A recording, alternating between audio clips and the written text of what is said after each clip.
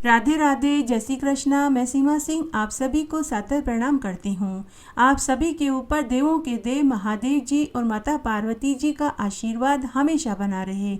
उनकी कृपा आप सबके ऊपर हमेशा बरसती रहे। आइए अब हम सावन मास के महात्म्य का 23वां अध्याय सुनते हैं। सबसे पहले हम देख लेते हैं कि इस अध्याय में हम कौन सी कथा का श्रवण करेंगे। श्रावण मास के इस अध्याय में हम कृष्ण जन्माष्टमी व्रत का विधान जानेंगे, व्रत की कथा को सुनेंगे, साथ ही सावन मास के स्नान की कहानी सुनेंगे और अंत में देवों के देव महादेव जी की आरती सुनेंगे। आइए सबसे पहले हम सावन मास का 23वां अध्याय सुनते हैं। भगवान महादेव सनत कुमार से बोले कि हे सनत कुमार, सावन कृष्ण अष्टमी को वर्ष के चंद्रमा में आधी रात के समय वसुदेव तथा देवकी के यहाँ श्री कृष्ण भगवान का जन्म हुआ।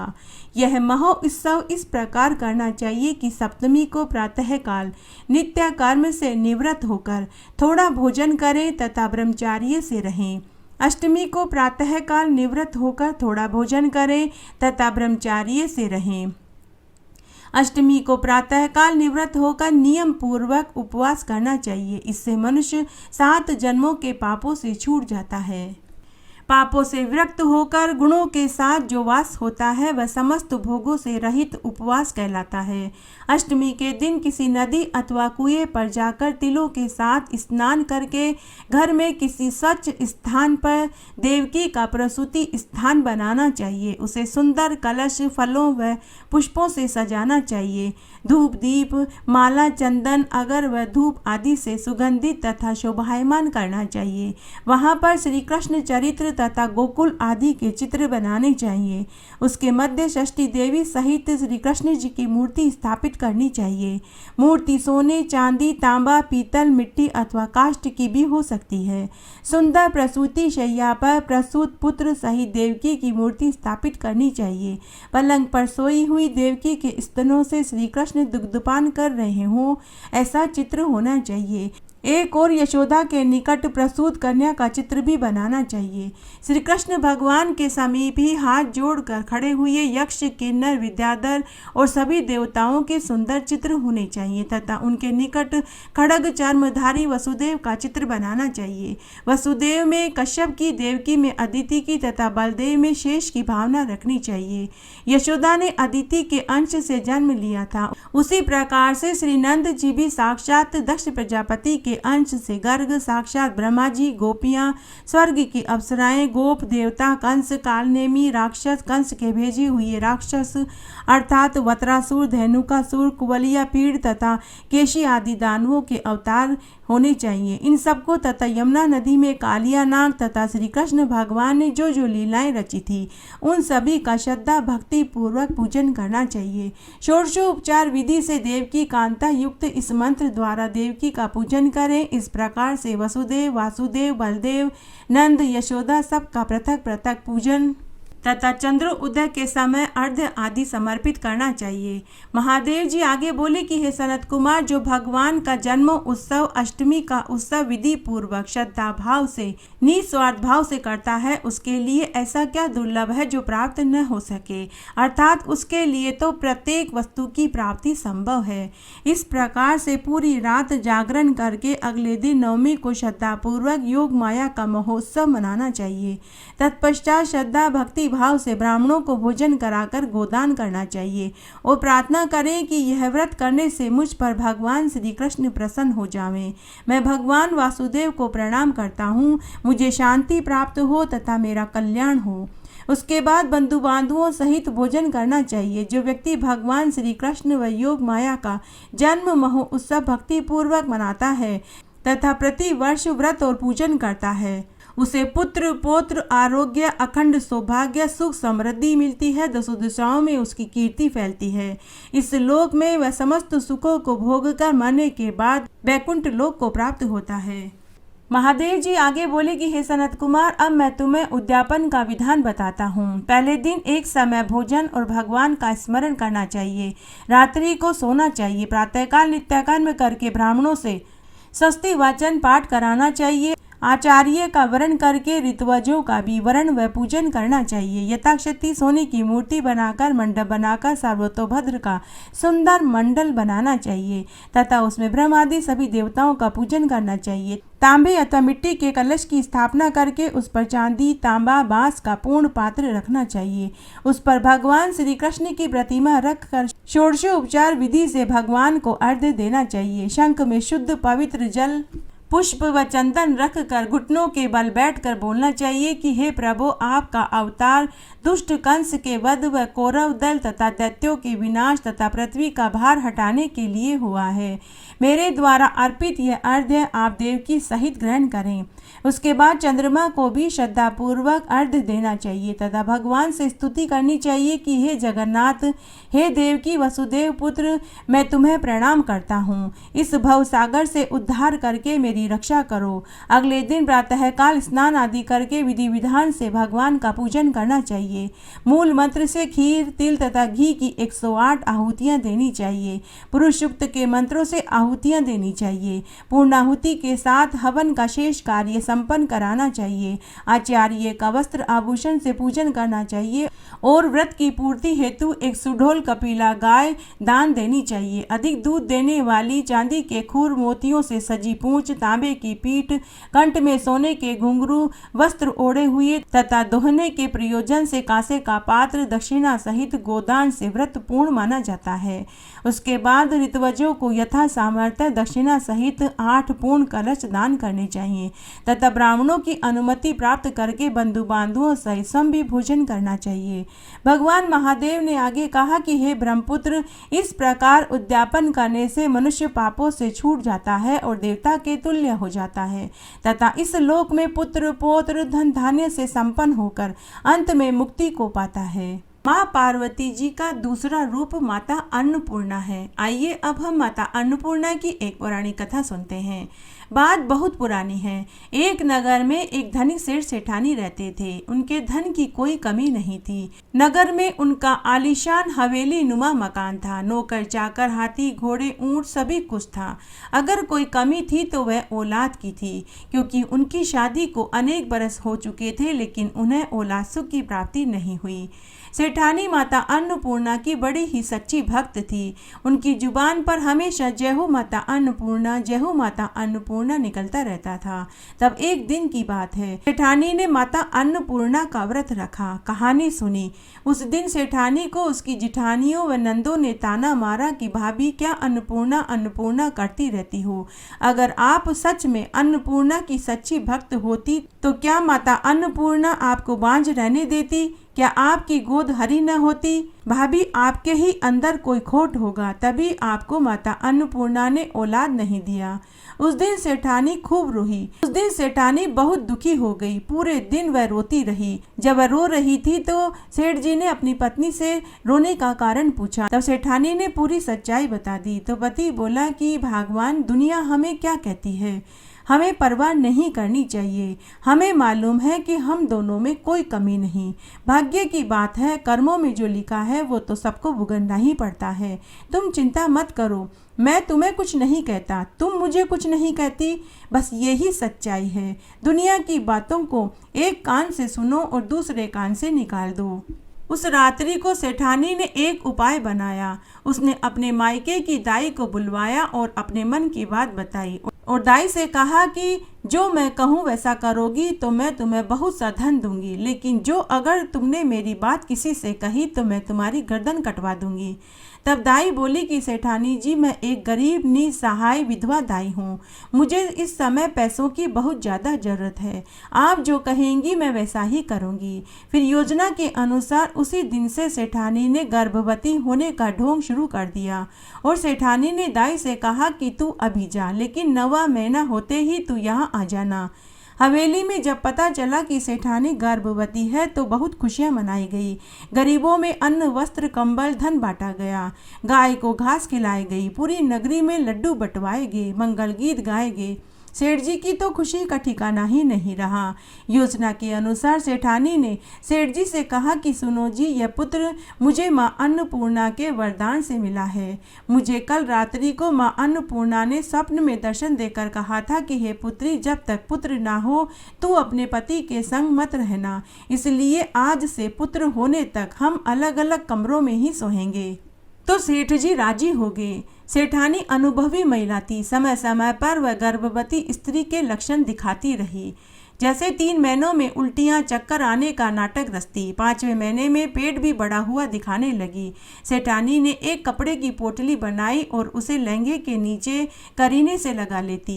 हवेली में किसी को शक तक नहीं हुआ। जैसे जैसे दिन निकलते रहे, सेठानी की चिंता बढ़ती गई। अब वह पूरा समय माँ अन्नपूर्णा के मंत्रों का जाप पूजा करने में बिताने लगी और माँ अन्नपूर्णा से प्रार्थना करने लगी कि हे माता अन्नपूर्णा, जो मैं आपकी सच्ची भक्त हूँ, तो आपको मुझे एक पुत्र देना ही होगा।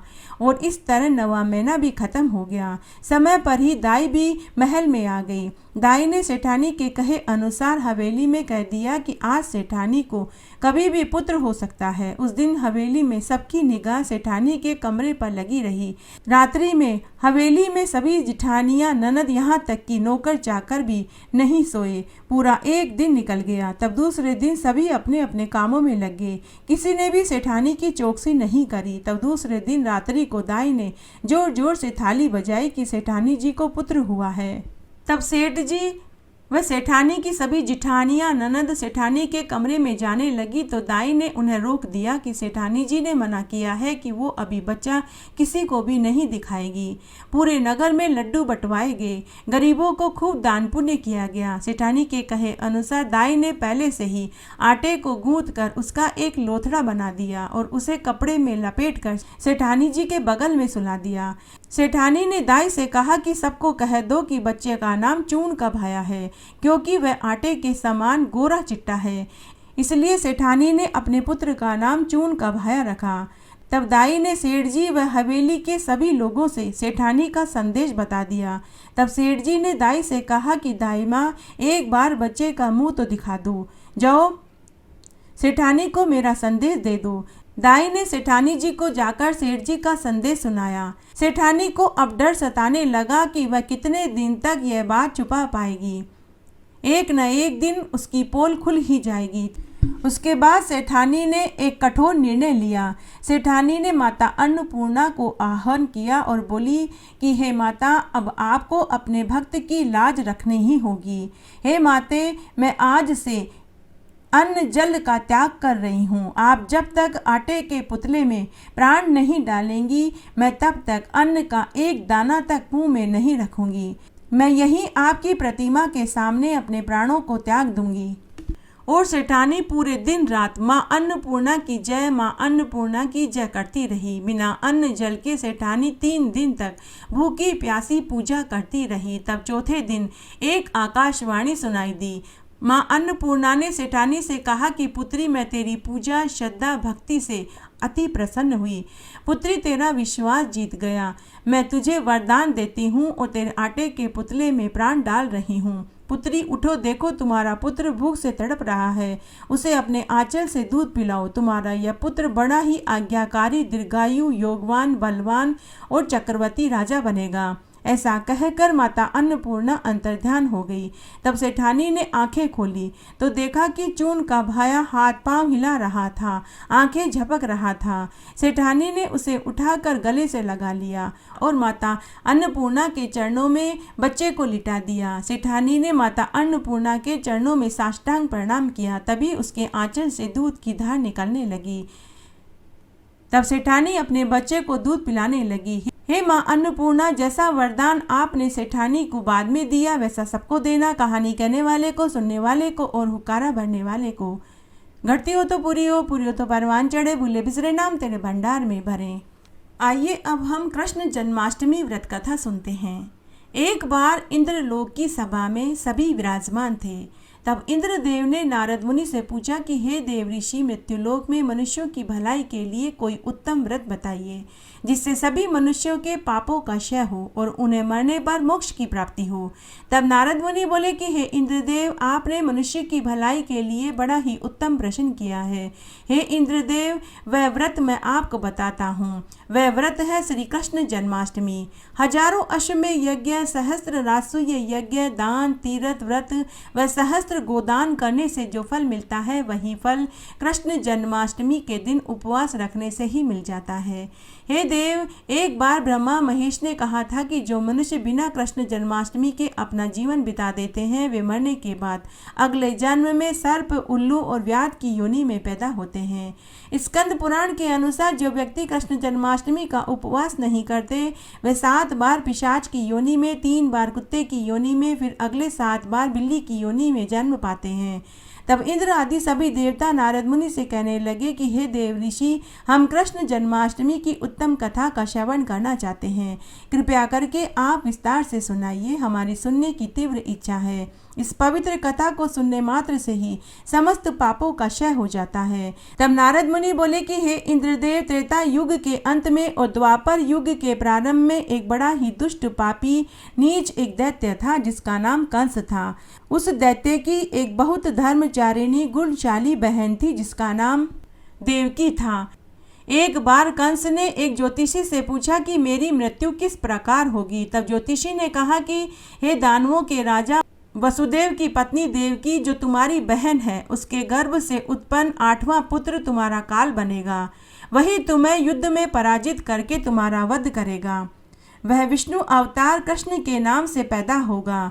तब कंस ने ज्योतिषी से कहा कि देवकी का 8वां पुत्र किस दिन मेरा वध करेगा।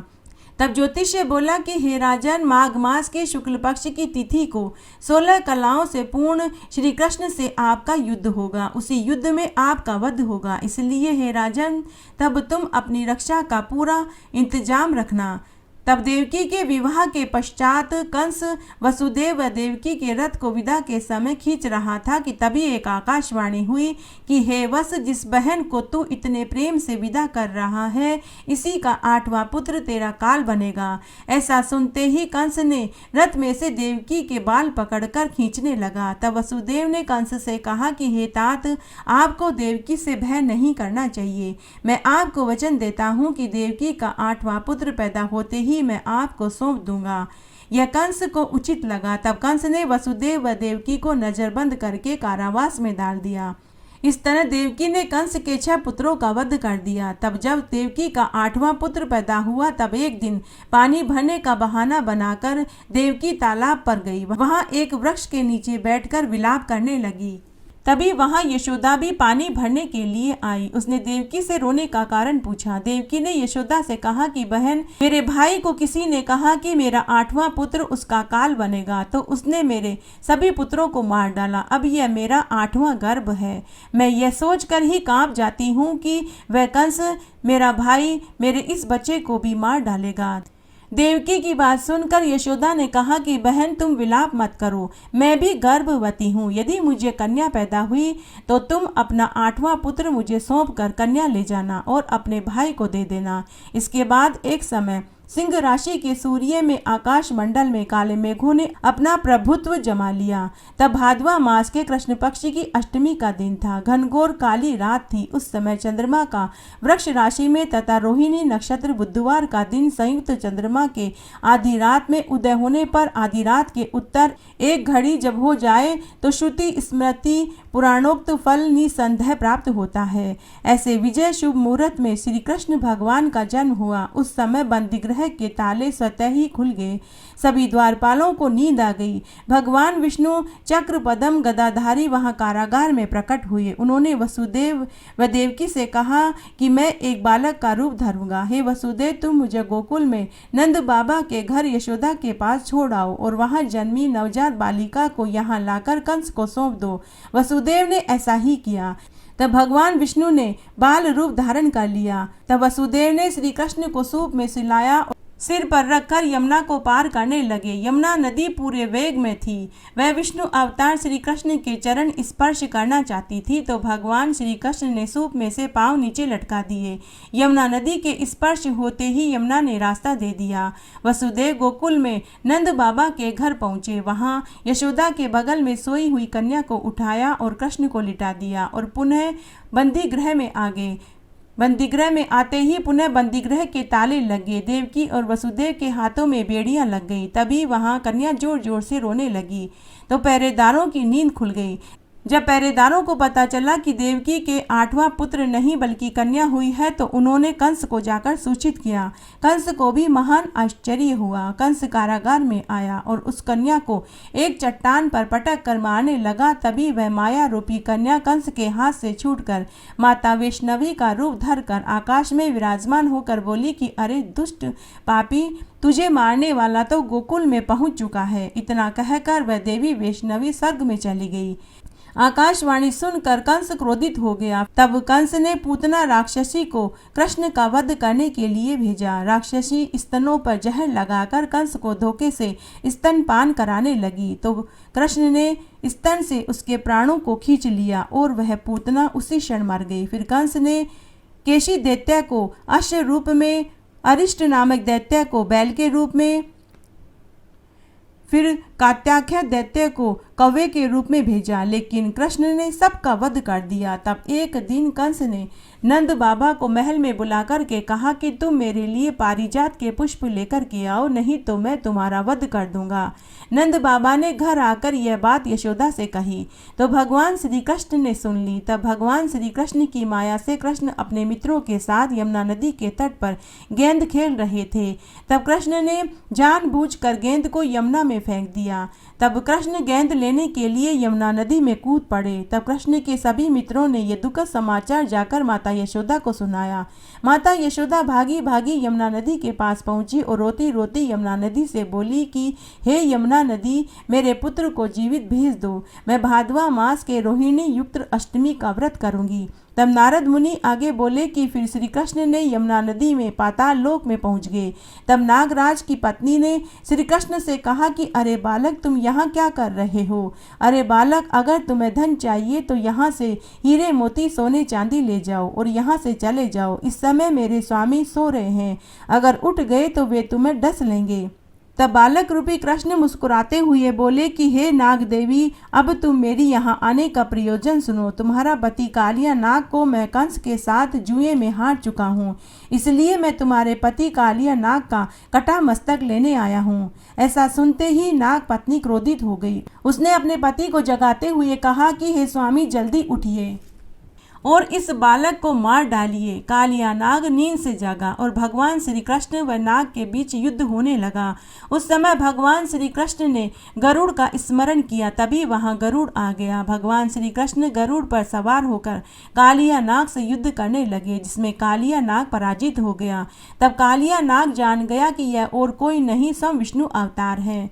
तो कालिया नाग ने कृष्ण के आने का कारण जाना। सोने हीरे मणियों से सुसज्जित मुकुट के अंदर पारिजात के पुष्प रखकर श्री कृष्ण को भेंट कर दिया। तब भगवान श्री कृष्ण ने कालिया नाग पर नृत्य किया, बांसुरी बजाई। उसके बाद नंद बाबा ने पारिजात के पुष्प कंस को ले जाकर सौंप दिए तो कंस भी आश्चर्य में पड़ गया। तब कंस ने मल्ल युद्ध का आयोजन करवाया। उसमें कृष्ण व बलराम को बुलाया गया। कंस का महाबलवान भाई चाणूर था। उस चाणूर से कृष्ण के मल्ल युद्ध की घोषणा कंस ने करवा दी।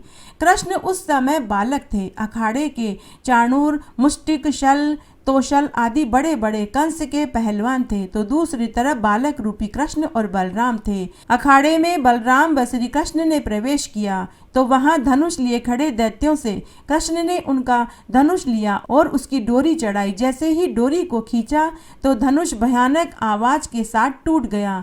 धनुष के रखवाले को कृष्ण ने मार गिराया। फिर कृष्ण भगवान ने कंस के दैत्य कुवलिया पीड़ के दांत उखाड़कर उसका वध कर डाला। कृष्ण व बलराम ने कंस के बहुत सारे दैत्यों को मौत के घाट उतार दिया। तब कुछ सैनिकों ने इसकी सूचना कंस को दी तो कंस क्रोधित होकर अपने भाई चाणूर को आज्ञा दी कि कृष्ण व बलराम को मार दो। तब कृष्ण व बलराम ने हाथी के दलों को अपने कंधे पर धारण करके मुस्कुराते हुए अखाड़े के बीच में पहुंच गए। तब चाणूर व मुष्टिक कृष्ण व बलराम को मल्लयुद्ध के लिए ललकारने लगे। तब कृष्ण ने कंस से कहा कि नीति तो यह कहती है कि हमारे साथ मल्लयुद्ध हमारी उम्र के बालक करें, लेकिन कंस बड़ा ही निर्दयता से ठहाका लगाकर हंसने लगा। वहां बैठे सभी दर्शक इस अनीतिपूर्ण मल्ल युद्ध की निंदा करने लगे। तभी भगवान श्री कृष्ण ने चाणूर और बलराम ने मुष्टिक को पछाड़ कर वध कर डाला। उसके बाद कूट, शल और तोषण आदि अनेक दैत्यों को श्री कृष्ण ने मार गिराया। तब कंस ने क्रोधित होकर नंद बाबा, वसुदेव, बलराम, गोकुल के अनेक वासियों को बंदी बनाने का आदेश दिया। तब उसी क्षण बिजली के भांति श्री कृष्ण भगवान मंच पर पहुंच गए और कंस की गर्दन पकड़कर उसे मंच से नीचे गिरा दिया और उसकी छाती पर कूद पड़े। उसी क्षण कंस के प्राण पखेरु उड़ गए। उस समय आकाश में कोटि देवी देवताओं ने उनके ऊपर फूलों की बरसात करी। तब श्री कृष्ण के इस रूप को देखकर महादेव जी श्री कृष्ण का श्री रंगेश्वर नाम रख दिया। भागवत कथा के अनुसार कंस का वध शिवरात्रि के दिन हुआ था। तब श्री कृष्ण ने सुदर्शन चक्र व गरुड़ को याद किया तो वे दोनों वहां आ गए। तब भगवान श्री कृष्ण गरुड़ पर सवार होकर सुदर्शन चक्र हाथ में लेकर कंस के बचे हुए सभी दैत्यों व राक्षसों का वध कर दिया। नारद मुनि इंद्रदेव से बोले कि जो व्यक्ति कृष्ण जन्माष्टमी व्रत करता है वह आयु, यश, वैभव, संपत्ति, निरोगी काया, यश, लाभ, पुत्र, पौत्र आदि से युक्त हो संसार के सभी सुखों को भोग कर मरने के बाद मोक्ष को पाता है। नारद मुनि आगे बोले कि जो मनुष्य भगवान श्री कृष्ण के इस चरित्र को भक्ति भाव से, श्रद्धा से, निस्वार्थ भाव से सुनते हैं, उनके जीवन भर के समस्त पाप धुल जाते हैं और मरने पर उन्हें उत्तम गति की प्राप्ति होती है। सभी कथा कहानियों और सावन मास के महात्म्य को सुनने के बाद महादेव जी की आरती जरूर बोलनी चाहिए, तभी सावन मास के महात्म्य को सुनने का संपूर्ण फल प्राप्त होता है। आइए अब हम महादेव जी की आरती सुनते हैं। शीश गंग अर्धंग पार्वती सदा विराजत कैलासी, नंदी भंग नृत्य करत है गुण गावत शिव की दासी। शीतल मंद सुगंध पवन भय बैठे हैं शिव अविनाशी, करत गान गंधर्व सप्त सुर राग रागनी सब गासी। अक्ष रक्ष भैरव है डोलत बोलत है बन के वासी, कोयल शब्द सुनावत सुंदर भ्रमर करत है गुंजासी। कल्प वृक्ष अरुपारी जात कह लाग रहे हैं लक्षवासी, सूर्यकांत सम पर्वत शोभित चंद्रकांत नवमी मासी। चौरी तूलित फलत पुलत है पुष्प चढ़त है वर्षासी, देव मुनि जन की भीड़ पड़त है निगम रहत जो नित गासी। ब्रह्मा विष्णु का ध्यान धरत है कछु शिव हमको परमासी, रिद्धि सिद्धि के दाता शंकर सदा आनंद के सुखरासी। जिनके सुमिरन सेवा करते टूट जाए यम की फांसी, त्रिशूल धर का ध्यान निरंतर मन लगाए कर जो ध्यासी। दूर करे विपदा शिव तिनकी जन्म सफल शिव पद पासी, कैलाशी काशी के वासी अविनाशी प्रभु सुध लीजो। सेवक जान सदा चरणन को अपनो जान दरस दीजो। तुम तो प्रभु हो सदा सयाने मेरे ओ गुण सब ढकियो, सब अपराध क्षमा कर शंकर किंकर की विनती सुनियो। शीश गंग अर्धंग पार्वती सदा विराजत कैलासी, नंदी भृंग नृत्य करत है गुण गावत शिव की दासी। तुम तो प्रभु हो सदा सयाने मेरे ओ गुण सब ढकियो, कैलाशी काशी के वासी अविनाशी प्रभु सुध लीजो। सेवक जान सदा चरणन को अपनो जान दरस दीजो। तुम तो प्रभु हो सदा सयाने मेरे ओ गुण सब ढकियो, सब अपराध क्षमा कर शंकर किंकर की विनती सुनी हो। इस तरह आज हमने सावन मास के महात्म्य का 23वां अध्याय सुना। आशा करती हूँ यह आपको जरूर पसंद आएगा। मेरे साथ बने रहने के लिए आपका धन्यवाद। आगे आने वाली कथा कहानियों के लिए भी आप इसी तरह मेरे साथ बने रहें। धन्यवाद।